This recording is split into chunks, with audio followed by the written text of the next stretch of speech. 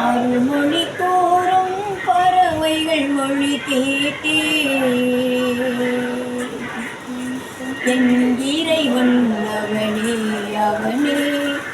எனும் பாடும் குரல் கேட்டே என் தலைவன் அவனே அவனே எனும் தாயின் மொழி கேட்டே ஆலயமணியின் ஓசையை நான் கேட்டேன் அருள்மொழி கூறும் பறவைகள் மொழி கேட்டேன்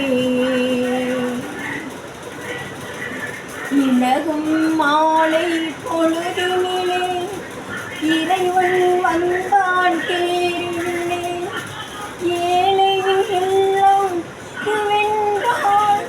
இருவிழியாலே மாலையிட்டான்